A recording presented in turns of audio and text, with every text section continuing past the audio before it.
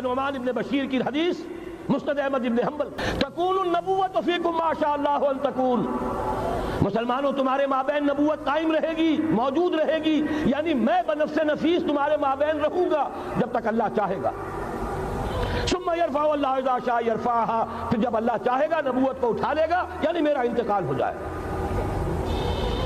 دوسرے دور کی خبر دی، ثم تکون خلافۃ علی منہاج النبوۃ، پھر ایک دور آئے گا خلافت کا عین نبوت کے نقش قدم پر، کوئی فرق نہیں ہوگا، وہی نظام جو میں نے قائم کیا ہے جوں کا تو قائم رہے گا، میرے نقش قدم پر وہ خلافت ہوگی۔ فرمایا وہ بھی رہے گا جب تک اللہ چاہے گا، پھر وہ بھی ختم ہو جائے گا۔ پھر فرمایا تیسرا دور آئے گا، ثم تکون ملکن عاضا، ظالم ملوکیت، بادشاہی، محل بنیں گے، ٹھاٹ جمیں گے، ظلم کا سکہ رواں ہوگا، ناجائز قتل ہوں گے، حجاج ابن یوسف کے ہاتھوں سینکڑوں تابعی محمد ابن قاسم بلا کر شہید کر دیے گئے، ورنہ اسی وقت پورا یہ جزیرہ نما ہند جو ہے، انڈین پیننسولا، اس وقت پورا کا پورا مسلمان ہو جاتا۔ لیکن ملوکیت کو کبھی یہ برداشت نہیں ہوتا کہ کوئی شخص پبلک کے اندر مقبول ہونا شروع ہو جائے، پاپولر ہونا شروع ہو جائے، ان کے اقتدار کے لیے خطرہ ہو سکتا تھا۔ اسی دور ملوکیت میں واقعہ کربلا ہوا، حسین ابن علی رضی اللہ تعالی عنہما شہید ہوئے۔ اسی ظالمانہ حکومت کے دور میں واقعہ حرہ ہوا، مدینے کی بے حرمتی ہوئی 3 دن تک۔ اسی کے دور میں حضرت عبداللہ ابن زبیر رضی اللہ تعالی عنہما شہید ہوئے۔ میں اب کیا کیا گنواؤں، حضور نے جب فرمایا ثم تکون ملکن عاضا، کاٹ کھانے والی ملوکیت، یہ اسی کی شرح ہے۔ فرمایا یہ دور بھی رہے گا جب تک اللہ چاہے گا، پھر جب اللہ چاہے گا اسے بھی اٹھا دے گا۔ پھر چوتھا دور آئے گا، ثم تکون ملکن جبریا، پھر بادشاہی ہوگی غلامی کے ساتھ۔ میں نہیں کہہ سکتا اس وقت صحابہ نے اس کا مطلب کیا سمجھا ہوگا، اب چونکہ یہ دور ہمارے سامنے سے گزر چکا ہے، بلکہ ایک اعتبار سے ہم اسی دور میں سانس لے رہے ہیں، لہذا بات سمجھ میں آ رہی ہے کہ وہ ملوکیت چاہے ظالم تھی، بادشاہ مسلمان تو تھے، کلمہ گو تو تھے، ان میں بہت اچھے بھی ہوئے ہیں، تاریخ انسانی میں مسلمانوں کے جیسے عمدہ مثالیں ہیں عمدہ بادشاہوں کی، شاید تاریخ کے اندر کوئی اور مثالیں پیش نہ کی جا سکے۔ لیکن یہ کہ اس کے بعد جو دور آیا، کہیں ہم تاج برطانیہ کے غلام بن گئے، ملکہ برطانیہ، شاہ برطانیہ، ہز میجسٹیز گورنمنٹ، ہر میجسٹیز گورنمنٹ، کہیں فرانس کے، کہیں اٹلی کے، کہیں ہالینڈ کے، کہیں اور کسی کے، فرانس کے، اس طرح سے پورا عالم اسلام جو ہے کولونیل دور کے اندر غلامی کے دور میں چلا گیا۔ یہ چوتھا دور تھا، لیکن یہاں تھوڑا سا توقف کر لیجئے۔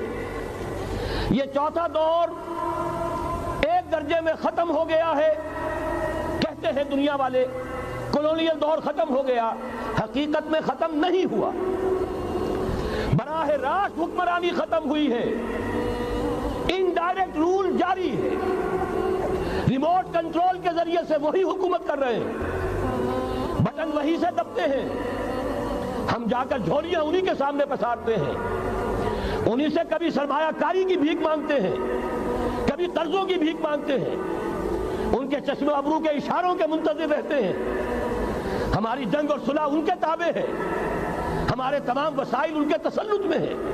وہ دور ابھی ختم نہیں ہوا، فرق صرف یہ ہے پہلے براہ راست حاکم تھے، آج بالواسطہ حاکم ہیں۔ لیکن حضور نے فرمایا صلی اللہ علیہ وسلم یہ دور بھی ختم ہو کر رہے گا۔ یوں سمجھیے جیسے کراچی میں لانڈی کورنگی میں کئی نمبر آتے ہیں بسوں میں، Karachi Landhi number 1، Landhi number 2، Landhi number 3، پھر کہیں 3.5 بھی ہوتا ہے۔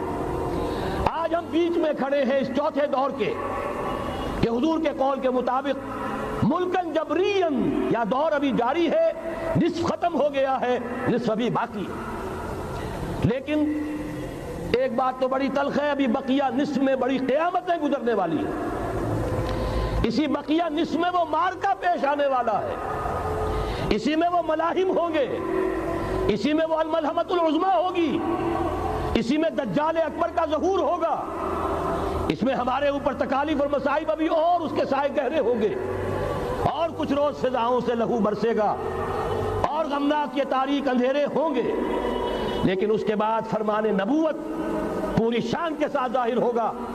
ثم تکون خلافت علی منہاج النبوہ، پھر دور آئے گا خلافت علی منہاج النبوہ کا، دوبارہ وہی دور، نہیں وہ نظام جو محمد رسول اللہ نے قائم فرمایا صلی اللہ علیہ وسلم، دنیا میں دوبارہ قائم ہو کر رہے گا۔ میرے کئی دوستوں نے کہا ہو کر رہے گا، میں یقین کے ساتھ کہتا ہوں ہو کر رہے گا، صرف یہ کہ ہم یہ نہیں کہہ سکتے ابھی اس میں کتنی دیر ہے۔ جیسے قرآن مجید میں کئی جگہ حضور سے کہلوایا گیا، نبی کہہ دیجئے ان ادری اقریب ام بعید ما توعدون، لوگوں جو وعدہ تم سے کیا جا رہا ہے یہ تو میں نہیں کہہ سکتا وہ جلدی پورا ہوگا یا دیر میں، ہوگا ضرور پورا۔ ان اللہ لا یخلف المیعاد، اللہ تعالیٰ اپنے وعدے کی خلاف ورزی نہیں کرتا۔ تو محمد الرسول اللہ صلی اللہ علیہ وسلم کی دی ہوئی نوید، دوبارہ خلافت علی منہاج النبوہ کا نظام قائم ہوگا، اور اس میں اب ذرا نور علی نور، دو حدیثیں اسی کتابچے میں شامل ہیں، پھر عرض کر رہا ہوں یہ آپ کو مل جائے گا اگر نہیں ہے اس وقت، اور میں چاہتا ہوں آپ ان کے متن یاد کریں، ان حدیثوں کے مبلغ بن جائیں، ان آیات کو حفظ جان بنائیں، تاکہ مایوسی کا مداوع ہو سکے، ہمتیں جو پست ہو رہی ہیں ان میں دوبارہ عزم جمع پیدا ہو سکے۔ اس لیے ہم نے بڑی تعداد میں اسے شائع کیا ہے، 100 کے پیکٹس کے اندر آپ کو یہ مل سکے گا اگر آپ لینا چاہیں، عام کریں، پھیلائیں۔ پہلی حدیث ہے مسلم شریف کی، صحیحین میں سے ایک، سند کے اعتبار سے بلند ترین درجہ، حضرت ثوبان اس کے راوی ہے رضی اللہ تعالی عنہ، بڑے پیارے الفاظ ہیں محمد الرسول اللہ صلی اللہ علیہ وسلم کے، فرماتے ہیں ان اللہ زوالی الارض، اللہ نے میرے لیے پوری زمین کو سکیڑ دیا، لپیٹ دیا، فرائے تو مشارقہا و مغاربہا، میں نے اس کے سارے مشرق دیکھ لیے، سارے مغرب دیکھ لیے، وَإِنَّ أُمَّتِي سَيَبْلُغُ مُلْكُهَا مَا زُوِيَ لِي مِنْهَا، اور یقین رکھو میری امت کی حکومت ان تمام علاقوں پر قائم ہو کر رہے گی جو مجھے اس طرح زمین کو سکیڑ کر اور لپیٹ کر دکھا دیے گئے۔ اب جس شخص کو بھی محمد کی رسالت پر ایمان ہے صلی اللہ علیہ وسلم، اسے کوئی شک نہیں ہو سکتا۔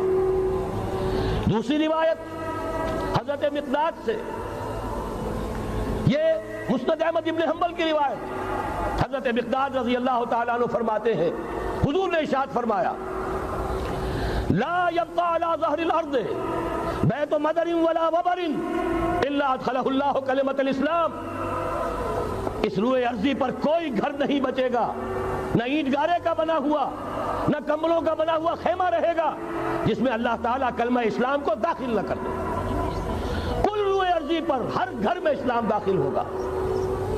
لیکن اس میں بڑی اہم بات ہے، ہمارے بعض دانشور آج جو گمراہیاں پھیلا رہے ہیں اس کا توڑ اس حدیث میں ہے، اور ہمیں صدمہ ہے، علامہ اقبال کا فرزند، اور وہ اس مغالطوں کو عام کر رہا ہے، اور بھی چھٹ بھئیے دانشور تھے، ان کی بات کی کوئی اہمیت نہیں تھی، لیکن اب وہی بات کہی ہے ڈاکٹر جاوید اقبال نے، اس حدیث میں اس کا توڑ ہے، اسلام کا غلبہ ہوگا تو کیسے ہوگا؟ بعز عزیز و ذل ذلیل، یا تو کسی عزت والے کے اعزاز کے ساتھ ہوگا اور یا کسی کمزور کی مغلوبیت کی بنیاد پر ہوگا، اما یعزہم اللہ، یا تو اللہ گھر والوں کو، خیمے والوں کو اعزاز عطا فرمائے گا، فیکونون من اہلہا، وہ اسلام ہی کے کلمے کو قبول کر لیں گے، واما یذلہم، یا اللہ انہیں مغلوب کر دے گا، فیدینون لہا، اور ان کے لیے لازم ہوگا کہ وہ اسلام کی تابعداری اختیار کریں۔ یہی دو راستے ہیں، یہی سورہ توبہ میں بتایا گیا تھا، ان یہودیوں سے، ان نصارہ سے مسلمانوں جنگ جاری رکھو، حتیٰ یؤتوا الجزیۃ عن ید وہم صاغرون، یہاں تک کہ اپنے ہاتھ سے جزیہ پیش کریں، چھوٹے بنیں، اسلام کی بالادستی کو قبول کریں۔ میثاق مدینہ یہ تو اصل میں جد و جہد کے دوران کا ایک مرحلہ ہے، دوران میں تو کبھی صورتحال بدلتی ہے، تدبیریں ہوتی ہیں، صلح بھی ہوتی ہے، جنگ بھی ہوتی ہے۔ آخری فیصلہ قرآن کا کیا ہے؟ مسلمان اور غیر مسلم مل کر ایک امت نہیں بن سکتے، ایک ملت نہیں بن سکتے۔ اسی بنیاد پر پاکستان بنایا۔ دو قومی نظریے کا سب سے بڑا پرچارک علامہ اقبال، وطنی قومیت کی نفی کرنے والا شدید ترین الفاظ میں علامہ اقبال، اور اس کے فرزند جو ہے وہ ایک قوم ہونے کا تصور دے رہے ہیں مسلمانوں اور غیر مسلموں کو۔ یہاں تو ایک ہی راستہ ہے۔ صحابہ کرام کی فوجیں جب نکلی جہاں گئیں، تین آلٹرنیٹیوز: ایمان لے آؤ، ہمارے برابر کے ہوگے، بھائی ہوگے، جان مال عزت آبرو املاک جائیداد ہر چیز جیسی ہے ویسی رہے گی، ہمارے کندھے سے کندھا لگا کر کھڑے ہوگے۔ یہ نہیں تو چھوٹے بنو، اسلام کی بالادستی قبول کرو، جزیہ دینا منظور کرو، اور یہ بھی نہیں تو صرف ایک تھرڈ آپشن ہے، آؤ میدان میں، تلوار ہمارے اور تمہارے درمیان فیصلہ کرے گی۔ یہ ہے تاریخ۔ آخری بات جو کہی گئی سورہ توبہ میں وہ تو یہ ہے، میثاق مدینہ تو ایک درمیان کی ایک تدبیر ہے، معاہدات ہوتے ہیں۔ معاہدات تو مشرکین عرب سے ہوئے، جس کی کامل تنسیخ کی، براءۃ من اللہ ورسولہ الی الذین عاہدتم من المشرکین۔ سارے معاہدات آج ختم کیے جا رہے ہیں، اعلان عام کیا جا رہا ہے، کوئی معاہدہ نہیں ہے۔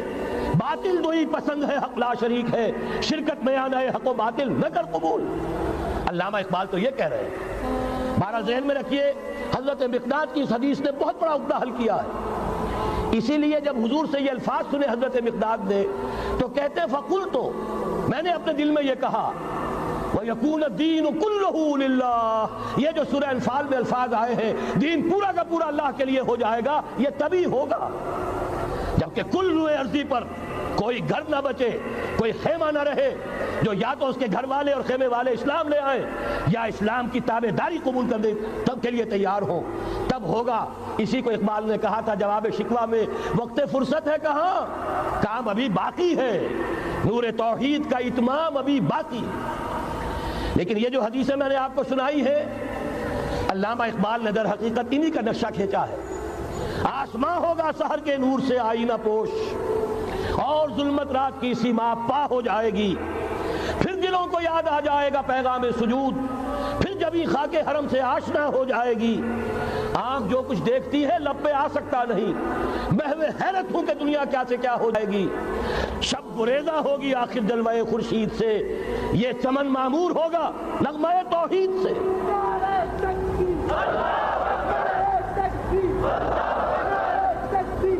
میں نے اس پر جو عنوان قائم کیا ہے، کل جہاں معمور ہوگا نغمہ توحید سے، یہ پورا کا پورا عالم کرۂ ارضی جگمگا اٹھے گا۔ اشرقت الارض بنور ربها، وہ نور رب کا جب اطمینان ہوگا پوری یہ زمین اس سے چمک اٹھے گی۔ یہ ہے وہ پیشین گوئیاں۔ اب میں آپ کو بتانا چاہتا ہوں کہاں سے ہوگا۔ موٹی سی بات یہ ہے، پہلے خلافت علی منہاج النبوہ کا نظام قائم ہوا، کل روئے ارضی پر ایک دم نہیں ہو گیا۔ ایک ملک جزیرہ نماء عرب، محمد الرسول اللہ صلی اللہ علیہ وسلم والذین معہ رضی اللہ تعالی عنہم اجمعین، ان کی جد و جہد، ایثار، قربانی، اس کے نتیجے میں جزیرہ نماء عرب وہاں یہ نظام قائم ہو گیا۔ پھر پھیلا، پھر توسیع ہوئی، 3 لشکر نکلے تھے، مشرق مغرب شمال۔ شمال میں اوشیائے کوچک ترکی کا علاقہ، مشرق میں خراسان تک، مشرق میں یہ ماوراء النہر تک، مغرب میں بحر اوقیانوس تک۔ دشت و دشت ہیں، دریا بھی نہ چھوڑے ہم نے، بحر ظلمات میں دوڑا دیے گھوڑے ہم نے۔ اب بھی یہی ہوگا، کسی ایک جگہ سے ہوگا۔ یہ میں اب آپ کو بتانا چاہتا ہوں کہاں سے ہوگا۔ پہلے اس کے جو شواہد ہیں وہ سمجھ لیجئے، پھر حدیثیں میں سامنے لاؤں گا۔ میں نے عرض کیا تھا کہ مغرب سے یہ سیلاب نیو ورلڈ آرڈر کا چلا، جو کہ در حقیقت یہودیوں کا مالیاتی نظام ہے۔ اس مالیاتی شکنجے میں انہوں نے یورپ امریکہ کو جکڑا ہوا ہے۔ اس کے بعد ان کی فتوحات کا دائرہ عالم عرب ان کے شکنجے میں آ چکا۔ ابھی آپ نے خبریں پڑھی ہوں گی، اب تو ہزاروں فنڈامنٹل سعودی عرب میں گرفتار ہو رہے ہیں، علماء گرفتار ہو رہے ہیں۔ یہ ساری حکومتیں جو امریکہ کے ایجنٹوں پر مشتمل ہے.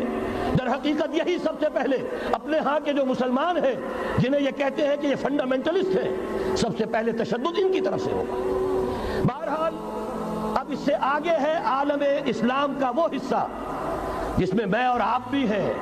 یہ غیر عرب عالم اسلام، ایران سے شروع ہو کر پھر افغانستان جو حضور کے زمانے میں خراسان کہلاتا تھا، یہ پورا افغانستان، کچھ تھوڑا سا حصہ ایران کا، کچھ تھوڑا سا حصہ روسی ترکستان کا، کچھ حصہ پاکستان کا، یہ سب حضور کے زمانے میں خراسان کہلاتا تھا. اس کے ضمن میں جان لیجئے اب یہ نیوکلیس بننے والا ہے، یہاں سے خلافت کا آغاز ہو کر رہے گا.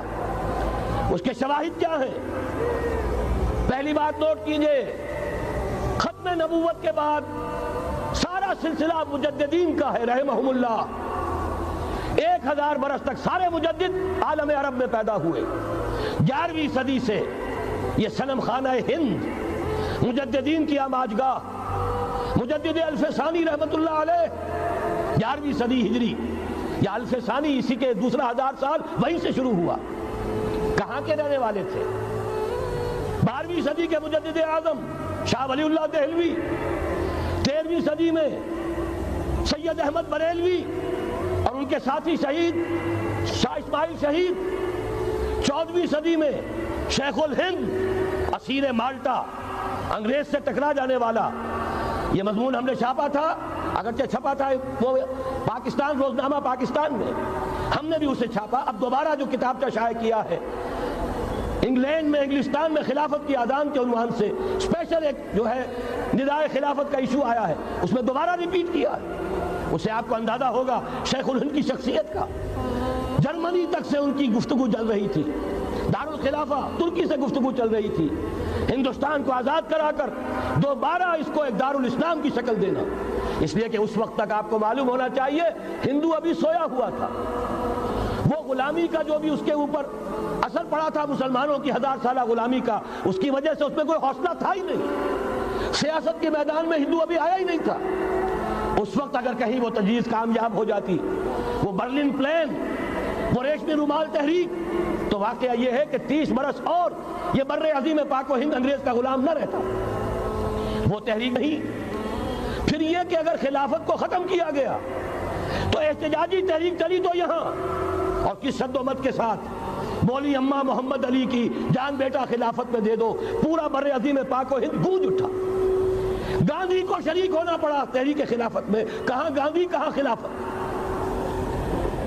پھر اور شواہد نوٹ کیجئے، وہ جو کولونیل رول بظاہر ختم ہوا ہے، تمام مسلمان ممالک بظاہر آزاد ہوئے، لیکن کہیں بھی تحریک میں اسلام کا نعرہ نہیں لگا.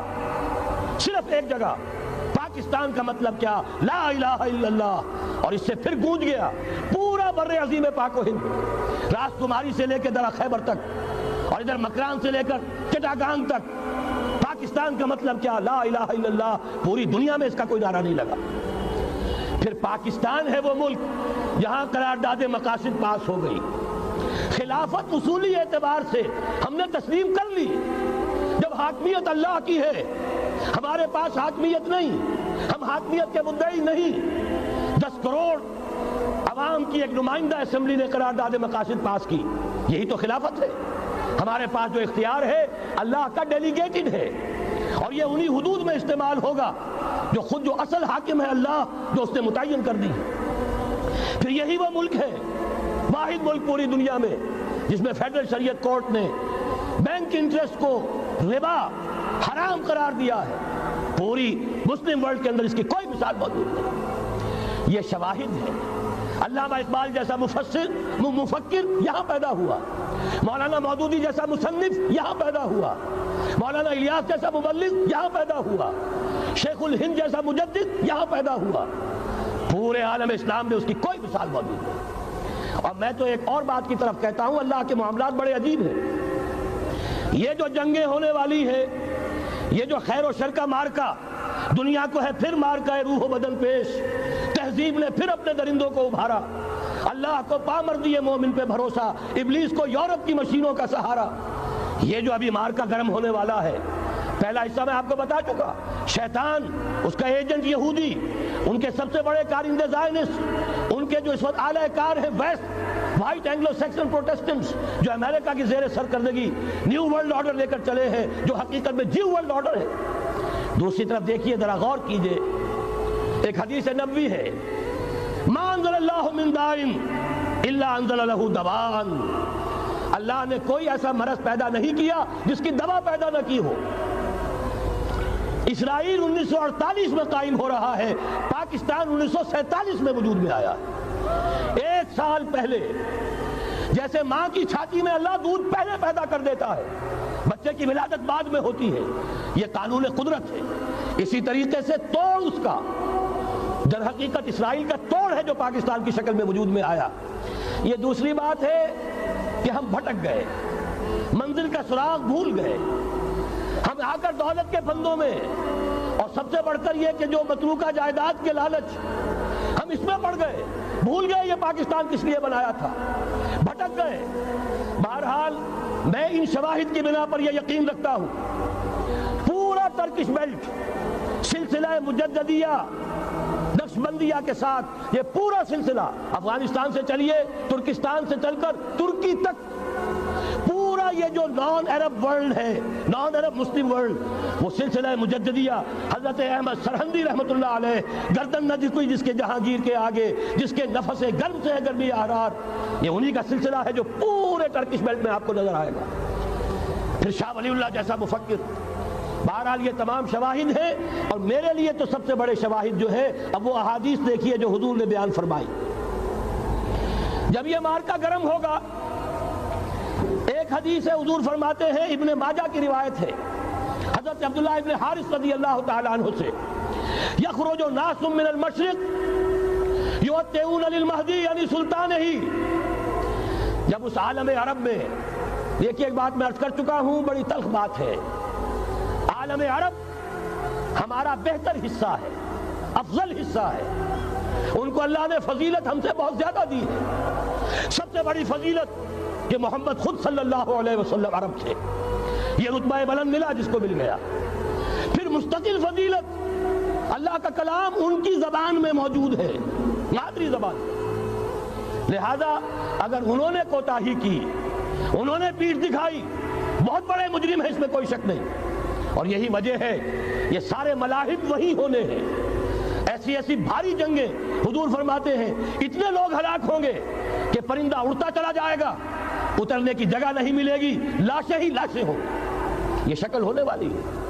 اور میں تو چونکہ ایک مضمون اور کتابچے کی شکل میں بھی شائع ہو چکا ہے، جس میں کہ حضور کی اس حدیث کے حوالے سے میری امت پر بھی وہ سب کچھ وارد ہوگا جو سابقہ امت پر ہوا، اسی کے حوالے سے عرض کر چکا ہوں۔ اگر اس صدی میں ہولوکاسٹ میں 60 لاکھ یہودی مارا گیا ہے، کوئی اسی کا دوبارہ چربا جو ہے امت مسلمہ پر بھی آنے والا ہے۔ لیکن اس کے بعد پھر ان کے لیے فوجیں جائیں گی مشرق سے، وہاں جو امام ہوں گے، جو بھی ان کو لیڈ کر رہے ہوں گے، حضرت مہدی۔ یہ تصور ذہن میں رکھیے، ہمارے مابین اور عیسائیوں کے مابین حضرت مسیح کی ذات مشترک، اگرچہ ان کا یہ عقیدہ ہے کہ وہ سولی دیے گئے، فوت ہو گئے، معاذ اللہ ثم معاذ اللہ، پھر زندہ ہو کر آسمان پر گئے، پھر آئیں گے۔ ہم کہتے ہیں نہیں، وہ سولی دیے ہی نہیں گئے، وہ زندہ آسمان پر اٹھائے گئے، واپس آئیں گے۔ گویا کہ بہت حد تک اشتراک ہے، لیکن ایک اختلاف بھی ہے۔ اسی طرح حضرت مہدی کے بارے میں شیعہ اور سنی تصورات میں اتفاق بھی ہے، اختلاف بھی ہے۔ یقیناً امت مسلمہ، امت عرب، مجھے تو اقبال کا وہ شعر یاد آتا ہے، خون اسرائیل آ جاتا ہے آخر جوش میں، توڑ دیتا ہے کوئی موسیٰ طلسم سامری، تو کیا خون اسماعیل جوش میں نہیں آئے گا؟ حضرت اسماعیل کی نسل میں حضور، اور حضور کی صاحبزادی حضرت فاطمہ رضی اللہ تعالی عنہ، حضور نے فرمایا میری اس بیٹی کی نسل میں اللہ تعالیٰ ایک شخص کو اٹھائے گا جو اس وقت مسلمانوں کی قیادت کرے گا۔ یہ چیز ہمارے اور اہل تشیع کے مابین مشترک، فرق یہ ہے وہ سمجھتے ہیں کہ ان کے 12ویں امام کہ جو آج سے 1200 برس قبل روپوش ہو گئے تھے وہ ظاہر ہوں گے، ہمارے نزدیک نہیں، وہ پیدا ہوں گے، نو مولود ہوں گے، عام انسانوں کی طرح آئیں گے، ہوں گے نسل فاطمہ میں سے رضی اللہ تعالی عنہا، اور وہ اس وقت عربوں کی قیادت کریں گے۔ خون اسماعیل آ جائے گا آخر جوش میں، اور کوئی حضرت مہدی وہ آئیں گے اور اٹھیں گے اور قیادت کریں گے، دجال سے مقابلہ کریں گے اور اس ملاحم کے اندر قیادت فرمائیں گے، لیکن ان کی مدد کے لیے مشرق سے فوجیں آئیں گی۔ گویا کہ پہلے مشرقی کسی ملک میں یہ نظام قائم ہو چکا ہوگا، کوئی ایسی طاقت وجود میں آ چکی ہوگی کہ جب وہاں بھٹی دہکے گی تو وہاں کے مسلمانوں کی امداد مشرقی ممالک سے جائے گی۔ اور ایک دوسری حدیث میں، یہ تو ترمذی کی روایت ہے، کتب حدیث میں تیسرے نمبر پر کتاب یہی ہے، صحیح بخاری، صحیح مسلم، پھر یہ جامع ترمذی، اس میں حضرت ابو ہریرہ سے روایت ہے، یخرج من خراسان رایات سود۔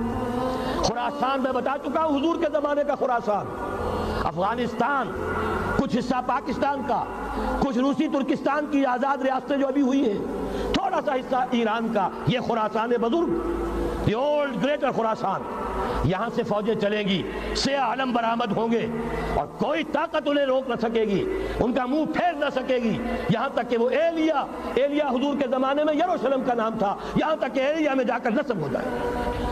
گویا کہ یہ جو ہمارے ہاتھ سے نکلا ہے قبضے سے، پہلے بھی عربوں کے ہاتھوں سے نکلا تھا، بیت المقدس، یروشلم، عرب واپس نہیں لے سکے تھے، کرد خون صلاح الدین ایوبی اس نے واپس لیا، عربوں میں دم نہیں رہا تھا، عیاشیوں کی وجہ سے کھوکھلے ہو چکے تھے۔ میں تجھ کو بتاتا ہوں تقدیر امم کیا ہے، شمشیر و سنا اول، طاؤس و رباب آخر۔ یہی وجہ ہے کہ تقریباً 20 صدی کے بعد ان کی حکومت ختم، آشمارا حق بود در خون بارت برزمی بر زوال ملک مستعصم امیر المومنی۔ یہ ہوا کہ نہیں ہوا؟ جبکہ آئے ہیں تاتاری ہورس اور جنہوں نے کہ آخری خلیفہ بنو عباس اسے محل میں سے نکالا، ایک کھال کے اندر لپیٹ کر اور اپنے گھوڑوں کے سوؤں تلے کچل دیا۔ عرب معزول کر دیے گئے تھے، لیکن اب دوبارہ عربوں کو جب سہارا ملا ہے، لیکن اب بھی انہوں نے کہیں اسلام قائم نہیں کیا۔ کوئی روس کا غلام رہا، کوئی امریکہ کا غلام رہا، کسی نے اس کا ساتھ دیا، کسی نے اس کا ساتھ دیا۔ تہذیب ہے تو مغربی، تمدن ہے تو مغربی، وضع میں تم ہو نصارہ تو تمدن میں ہنود، یہ مسلمان ہیں جنہیں دیکھ کے شرمائے یہود۔ یہی معاملہ جب ان کا ہوا تو اب اللہ تعالیٰ کی طرف سے ان کے اوپر وہ عذاب کی بھٹی گرم ہونے والی ہے، لیکن اس کے بعد پھر یہاں سے جائیں گے وہ جو ان کی مدد کریں گے، اور یہ ایلیا کو واپس لینے والے یہ مشرق سے چلنے والے لشکر ہوں گے۔ یہ دو حدیثیں ابھی سن لیجئے، اور تیسری حدیث یہ ہے، حضور نے فرمایا، یہ سنن نسائی کی روایت ہے، قال رسول اللہ صلی اللہ علیہ وسلم عصابتان من امتی احوذهم اللہ من النار احرزهم اللہ من النار، میری امت کے دو لشکر ایسے ہوں گے جنہیں اللہ نے آگ سے نجات دے دی ہے، پہلے ہی سے ڈکلیئرڈ ہے۔ عصابت تغزو الہند، ایک لشکر کے جو ہند پر حملہ آور ہوگا، وعصابت تکون مع عیسیٰ ابن مریم علیہ السلام، اور دوسرا لشکر وہ ہے جو حضرت عیسیٰ کے ساتھ جا کر اور ان کے ساتھ مل کر یہودیوں کے خلاف جنگ کرے گا۔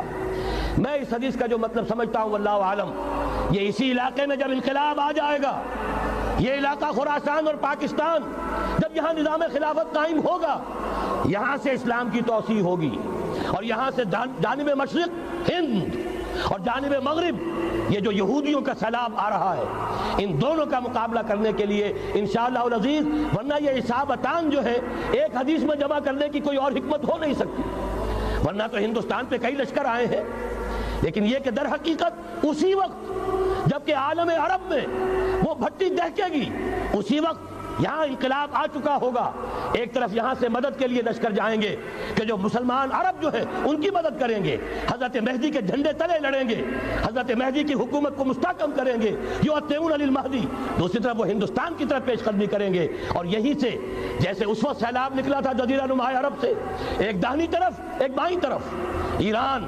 افغانستان، ترکستان، ادھر مصر، لیبیا، الجزائر، مراکش، موریتانیہ، اسی طریقے سے انشاءاللہ اسی علاقے سے اس کا آغاز ہوگا اور بات آگے بڑھے گی۔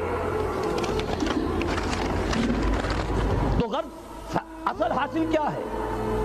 یہ ہونا ہے، پچھلے آثار ثابت کر رہے ہیں کہ ہونا ہے، حضور کی احادیث بتا رہی ہے کہ یہیں سے ہونا ہے، ہوا صرف یہ ہے ہم بھٹک گئے، ہمیں اپنی منزل یاد نہ رہی۔ میں تو بہرحال ان لوگوں میں سے ہوں جنہوں نے نعرے لگائے تھے پاکستان کا مطلب کیا، لا الہ الا اللہ۔ میں سن 46 میں یہاں حبیبیہ ہال میں قائد اعظم نے مسلم اسٹوڈنٹ فیڈریشن کے جس اجلاس کو خطاب کیا تھا، ضلع حصار سے جو 2 ڈیلیگیٹ آئے تھے ان میں سے ایک میں تھا. میں نے بہرحال اس تحریک میں بھی حصہ لیا ہے، ایک ننھے کارکن کی حیثیت سے لیا ہے، پھر حالات کو بدلتے اپنے آنکھوں سے دیکھا ہے. ہم کہاں سے کہاں جا پہنچے ہیں. ضرورت صرف اس بات کی ہے کہ آج ہمارا حال یہ ہے، ہماری قیادت، ہماری سیاست ان لوگوں کے ہاتھ میں ہے کہ وہ فریب خوردہ شاہی کے پلاح و کرگسوں میں اسے کیا خبر کہ کیا ہے، تب وہ تابع جاویدانہ. ان کی تہذیب مغربی، ان کی ذہنیت مغربی، ان کی وضاقتہ مغربی، ان کا تمدن مغربی، ان کی سوچ مغربی، ان کے سارے اطوار مغربی. لہذا در حقیقت ایک تو یہ کہ ان سے چھٹکارا پانا، اور دوسرے یہ کہ در حقیقت مغرب کے تمام طاقتوں کو للکارنے کے لیے اس قوم کے اندر سے جذبہ ایمان، جذبہ جہاد کو برآمد کرنا، یہ 2 کام ہیں جو کرنے ہیں. اور اگر ہم یہ کر لیں گے، جیسا کہ میں نے آیت آپ کو سنائی تھی، اللہ کا کوئی وعدہ غیر مشروط نہیں. ایمان اور عمل صالح، ایمان اور جہاد، یہ وعدے پورے کرو گے تو اللہ کا وعدہ بھی پورا ہوگا. لیکن ظاہر بات ہے جیسے یہودیوں نے یورپ کو فتح کیا اور آج وہ مغرب یہودیوں ہی کے زیر اثر ہمیں فتح کرنے پر تلا ہوا ہے.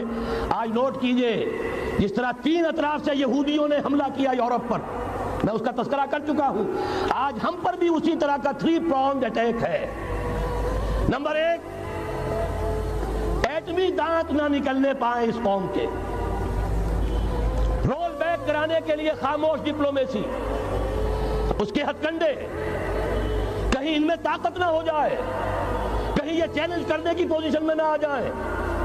اپنے پاس ایٹمک ہتھیاروں کے انبار ہوں، لیکن کسی مسلمان ملک کے پاس آ گیا تو وہ اسلامک بوم بن جائے گا. اگر وہ اسرائیل کے پاس ہے کوئی حرج نہیں، لیکن پاکستان کے پاس کسی صورت میں ہتھیار نہیں ہونا چاہیے.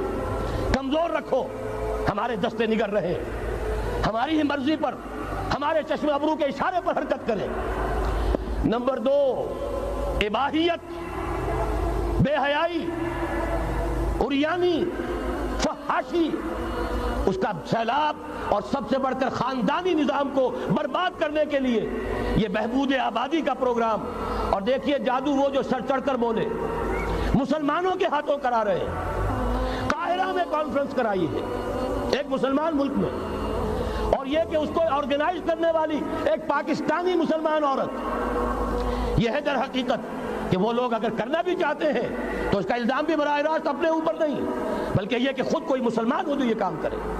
اب جو سیلاب آئے گا جس کے لیے مدد بھی دی جا رہی ہے، اس سے ہمارے سارے بندے حیا ٹوٹ کر رہ جائیں گے، خاندانی نظام درم برم ہو کر رہ جائے گا. جو ابھی تک اللہ کا شکر ہے کہ ہمارے ملک کے اندر انٹیکٹ ہے کچھ اوپر کا طبقہ جو بالکل ہی مغربی تہذیب میں رگا گیا ہے، ورنہ ہمارے ہاں خاندان کا نظام ابھی انٹیکٹ ہے. لیکن یہ کہ یہ سیلاب بھی بڑی شدت سے آ رہا ہے، یہ چیزیں بیک وقت کیوں ہو رہی ہیں. اور تیسرا اور سب سے زیادہ سٹل وار، سب سے زیادہ یوں سمجھیے کہ جو لطیف، جو کہ ایک طرح کا احسان جتایا جا رہا ہے، ڈالروں کی اب یلغار. اب یہاں پر امریکی سرمایہ، وہ ڈالر چاہے مشرق سے آئے چاہے مغرب سے آئے، وہ یہودیوں کا اعلی کار ہے. آپ نے اگر $1 نوٹ کا اگر کبھی نقشہ دیکھا ہو، اس کے اوپر جو سگنیا بنا ہوا ہے، جو نشان ہے، وہ کیا ہے؟ پیرامڈ، احرام مصر. یہ کن کے لیے اہمیت رکھتے ہیں؟ ہزارہا یہودیوں کا خون اور ان کی ہڈیاں ان پیرامڈز کے تلے دبی ہوئی. جب یہ احرام بنائے گئے تھے، یہ یہودی وہاں غلامی کے دور میں تھے، بیگار ان سے لی جا رہی تھی. بڑے بڑے پتھر جب گرتے تھے تو پسنے والے یہودی ہوتے تھے. یہ ان کی اپنی جیسے ہولوکاسٹ، جیسے انہوں نے اس کو اپنا سمبل بنایا ہوا ہے، اسی طریقے سے پیرامڈ، مصر کا پیرامڈ، یہ گویا کہ ان کے اس زوال کا ایک نشان ہے. اور اس پر ایک آنکھ بنی ہوئی ہے، ایک آنکھ، کان دجال کی آنکھ، وہ دیکھ رہی ہے. عجیب ہے یہ سمبل. نیچے لکھا ہوا ہے نووس آرڈو سکلورم، اور یہ در حقیقت 1776 جو نیچے لکھا ہوا ہے وہ رومن حروف کے اندر یہ 1776 ہے، جو میں بتا چکا ہوں آرڈر آف الومناٹی وساپ نے قائم کیا تھا. عام دنیا یہ سمجھتی ہے کہ شاید یہ امریکہ کا یوم آزادی ہے، سن آزادی ہے. 1 مئی اس آرڈر آف الومناٹی کی تاسیس 1 مئی کو ہوئی ہے. یہ یکم مئی جو منایا جاتا ہے، دھوکہ یہ دیا گیا ہے کہ یہ شکاگو کے جو مزدور ہیں ان کی یادگار ہے، حقیقت میں یہ یکم مئی اور 1776 آرڈر آف دی ایلیمناٹی کی تاسیس کی تاریخ ہے۔ یہ تمام معاملہ سمجھ لیجئے ڈالر در حقیقت۔ ہم نے ابھی تازہ ندائے خلافت میں نعیم صدیقی صاحب کی نظم شائع کی ہے، 45 برس بلکہ شاید اس سے بھی زیادہ عرصے کی پرانی نظم ہے جو ہم نے شائع کی ہے۔ ڈالر میرے اس دیش کو ناپاک نہ کرنا، اور میں تو انہیں داد دیتا ہوں جو کچھ انہوں نے، شاعر کہتے ہیں اس کو جو صاحب شعور ہے، اس صاحب شعور نے جو مشاہدہ کیا ہے کہ ڈالر آئے گا تو کیا آئے گا ہمارے ہاں، اس کی پوری داستان اس تازہ ندائے خلافت میں ہم نے نہ معلوم کہاں سے اس کو کھود کر نکلوایا ہے۔ ہم ان کا احسان مانتے ہیں کہ انہوں نے اپنی یہ پرانی نظم، اب ان کی جماعت تو سب بھول بھال گئی ان چیزوں کو، اسی لیے وہ اسے تج کر باہر بھی اب آ گئے۔ بہرحال ہمیں تو ان کی ایک ایک چیز جو ہے، مجھے تو وہ شعر آج کا اگر آپ نے جنگ کا میرا کالم پڑھا ہو، میری تو فکر کے اندر رچ بس گیا ہے۔ پاکستان کے بارے میں جب کہا تھا، اے آندھیوں سنبھل کے چلو اس دیار میں، امید کے چراغ جلائے ہوئے ہیں ہم، ہماری امیدوں کے چراغ ہے یہ، اسلام کا گہوارہ بننے والی ملک ہے یہ، اس کو ہم نے قائم کیا تھا اسلام کے لیے، یہ آندھیاں نہ چلیں، اس ملک کو ہم نے اسلام کے چراغ جو ہے ہم نے اس میں روشن کیے ہوئے، اے آندھیوں سنبھل کے چلو اس دیار میں، امید کے چراغ جلائے ہوئے ہیں ہم۔ بہرحال یہ تیسرا سیلاب ہے، ننگی سرمایہ داری، جس کی پھر لعنتیں ہوتی ہیں، ایک طرف فقر، ایک طرف احتیاج، ایک طرف بھوک، ایک طرف دولت کے انبار۔ پہلے بھی ہمارے ہاں فرق کم نہیں ہے، لیکن اب جو ہوگا اگر یہ بات پوری ہو گئی تو وہ ننگی سرمایہ داری، اور سرمایہ داری ہی در حقیقت یہود کا سب سے بڑا ہتھ کنڈا ہے۔ یہ بینکنگ کا نظام، یہ سارا کا سارا سودی نظام، یہ IMF، یہ ورلڈ بینک، یہی تو ان کے سب سے بڑے ادارے ہیں۔ تو واقعہ یہ ہے کہ تین طرف سے ہم پر حملہ ہو رہا ہے، اور یہ سود کے بارے میں کیا کہا تھا اقبال نے، ادربا آخر چمی زائد فتن، اس سود کے ام الخبائث کے پیٹ سے سوائے فتنوں کے اور کیا برآمد ہو سکتا ہے۔